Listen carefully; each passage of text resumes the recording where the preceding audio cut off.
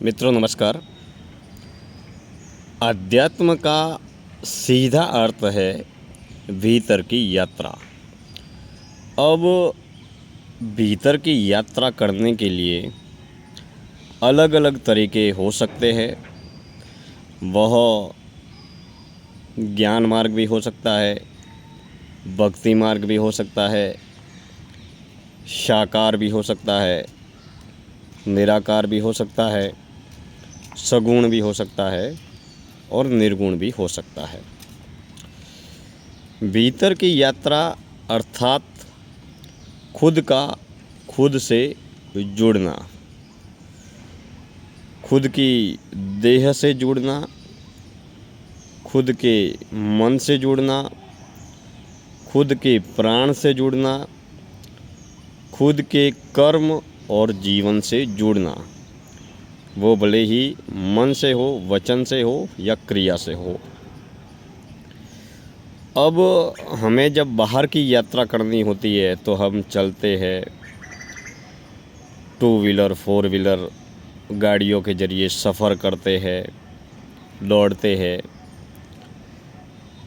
या फिर जहाँ कहीं पर भी पहुँचना है वहाँ पर हम रेलगाड़ी के माध्यम से, बस के माध्यम से, ट्रेन के माध्यम से, फ्लाइट के माध्यम से एक स्थान से दूसरे स्थान तक का सफ़र तय करते हैं। मगर अगर भीतर की यात्रा को तय करना है, खुद को खुद के भीतर ही डुबकियाँ लगानी है, तो वह मंत्र जाप भी हो सकता है, माला भी हो सकती है, ध्यान भी हो सकता है। जो अलग अलग तरीके से, अलग अलग विधियों के माध्यम से ध्यान की जो भी जितनी भी विधियाँ हैं, उनके ज़रिए हम खुद से जुड़ते हैं, अर्थात अपने कर्म से, अपने जीवन से जुड़ते चले जाते हैं। अब प्रश्न यह उठता है कि भीतर उतरने के लिए, भीतर का सफ़र तय करने के लिए, अपने आप को अपने जीवन से जोड़ने के लिए, खुद से जुड़ने के लिए सबसे महत्वपूर्ण है वह तन का सुखी निरोगी होना और मन का सुखी निरोगी और स्वस्थ होना। क्योंकि भीतर की अनंत यात्रा तय करने के लिए मन का सुखी, सफल और निरोगी होना अत्यंत आवश्यक है। अब मान लीजिए कोई कुआं है और कुएं के भीतर उतरना है, तो हम सीढ़ी लगाकर या फिर रस्सा लगाकर या फिर उसके बनी हुई सीढ़ियों के ज़रिए उस कुएं के भीतर उतर सकते हैं और बाहर भी आ सकते हैं। किसी के घर के भीतर अगर प्रवेश करना है तो हम उस घर के भीतर दरवाजे के ज़रिए उस घर में जा सकते हैं और दरवाजे के ज़रिए ही उस घर से बाहर भी आ सकते हैं। दरवाज़ा जरिया है। ठीक उसी तरीके से खुद के भीतर खुद को अगर उतरना है तो उसके जो मुख्य द्वार है वह है पंच ज्ञान इंद्रिया। पंच ज्ञान इंद्रियों के माध्यम से संसार, बाजार, दुनियादारी, दुकानदारी का सारा ज्ञान लिखकर, पढ़कर, देखकर, सुनकर, बोलकर हम अपने स्मृति के पटल पर मन, वचन, कर्म के जरिए संग्रह करते हैं। मन, संस्कार, अहंकार के जरिए उसका हम संग्रह करते हैं और फिर उसी के आधार पर हम वाणी के माध्यम से, शब्दों के माध्यम से या कर्म के माध्यम से दोहराते हैं। अर्थात बाहरी जगत से जो भी हम प्राप्त करते हैं, जो भी सीखते हैं, उसी को पंच ज्ञान इंद्रियों के माध्यम से दोहराते हैं और समझते हैं। यानी कि बाहरी बाजारू ज्ञान हमें पंच ज्ञान इंद्रियों के माध्यम से प्राप्त होता है। अब अगर भीतर उतरने के लिए हम पंच ज्ञान इंद्रियों के प्रति जागरूक, सजग, सचेत या होशपूर्ण रहना या जीना प्रारंभ करें, या फिर हम अपने मन को किसी एक विषय वस्तु पर केंद्रित करें, दौड़ रहे, भाग रहे, भटक रहे इस औजारू बाजारू मन को किसी शब्द पर, किसी मंत्र पर, किसी माला पर, किसी ध्यान विधि पर जब हम एक जगह केंद्रित या समर्पित करते हैं तो धीरे धीरे मन से हमें मुक्ति मिलती चली जाती है और हम भीतर की यात्रा की ओर आगे बढ़ते चले जाते हैं।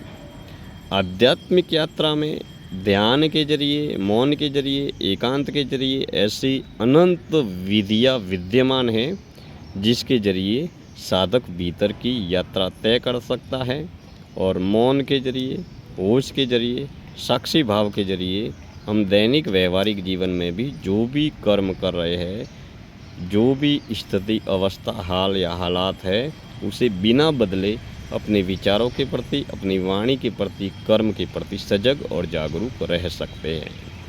लेकिन इसमें भीतर की यात्रा में मुख्य रूप से मददगार है वह है सच्ची सेवा, सात्विक कर्म और निष्काम भाव से कर्म करने की अवस्था।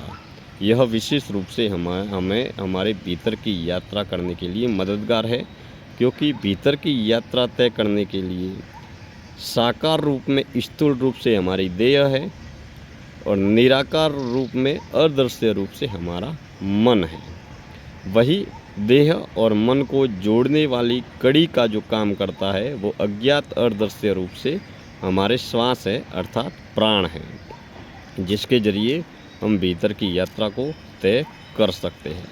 हम श्वास का सहारा लेकर, श्वास जब भी अंदर जाती है और हृदय में, फेफड़ों में, पेट में और मुंह में, गले की नली में जब भी प्रवेश करती है उसके प्रति अगर हम जागरूक रहे और श्वास जब भी बाहर आती है तो वह बाहर के संसार में मिलती है, तो श्वास के प्रति जागरूक रहकर भी हम अपने दौड़ रहे, भाग रहे, भटक रहे मन को किसी एक विषय पर समर्पित या केंद्रित करके हम अपने होश की यात्रा को आगे बढ़ा सकते हैं।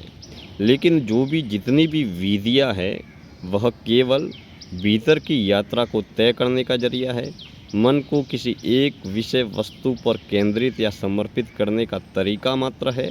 लेकिन जब हम इसका प्रयास या अभ्यास करते हैं तो धीरे धीरे भीतर की आंतरिक आध्यात्मिक यात्रा में बढ़ोतरी भी होती चली जाती है और इसी के तल पर हम धीरे धीरे हमारे जीवन में अनुभव का तल, ज्ञान का तल, आत्मज्ञान का तल, आत्मबोध का तल और समझ का तल बढ़ता चला जाता है।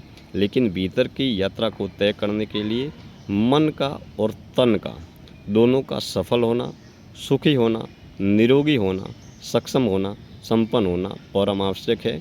क्योंकि मन जितना शांत होगा, मन जितना सफल होगा, मन जितना सुखी होगा, उतना ही भीतर की अनंत की यात्रा में डुबकियाँ लगाना आसान हो जाएगा।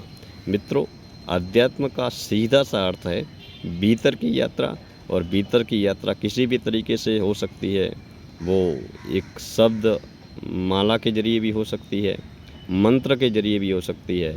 माला और मंत्र में हम या साधक या भक्त अपने मन को, अपने वचन को, अपने कर्म को किसी शब्द पर, किसी मंत्र पर केंद्रित कर देता है। उसके जरिए उसका मन धीरे धीरे नियंत्रण में रहने लगता है। या ध्यान की किसी भी प्रकार की कोई भी विधि हो, उसको हम अपने जीवन में अपनाकर अपने मन को केंद्रित करते हैं और धीरे धीरे करके हम भीतर की अनंत की यात्रा में आगे बढ़ने लगते हैं। और हम दुनिया को नहीं जानते, खुद को केवल जानते हैं, पहचानते हैं, समझते हैं, खोजते हैं। और इसी भीतर की अनंत की आध्यात्मिक यात्रा में जीवन के अंत तक हमारे अनुभव बदलते चले जाते हैं, हमारी समझ बढ़ती हुई चली जाती है। खुद को लेकर, समाज को लेकर, संसार को लेकर, बाजार को लेकर, कर्म को लेकर भीतर की अनंत की यात्रा में हमें भौतिक पदार्थवादी तल पर कुछ भी प्राप्त नहीं होता जिसे परिभाषित किया जा सके, जिसे प्रकाशित किया जा सके, जिसे बताया जा सके, जिसे या नापा या तोला जा सके। आंतरिक आध्यात्मिक यात्रा में केवल साधक का अनुभव, समझ बढ़ती चली जाती है, जीवन को लेकर, समाज को लेकर, दुनिया को लेकर, और इसी के साथ ही हम इस अनंत यात्रा में आगे बढ़ते हैं। मित्रों, आज की इस जीवन दर्शन यात्रा में इतनी बातें। कल हम किसी और नए विषय को लेकर चिंतन करेंगे। आप जुड़े रहे यूट्यूब पर दिनेश्वर माली ऑफिशियल। धन्यवाद।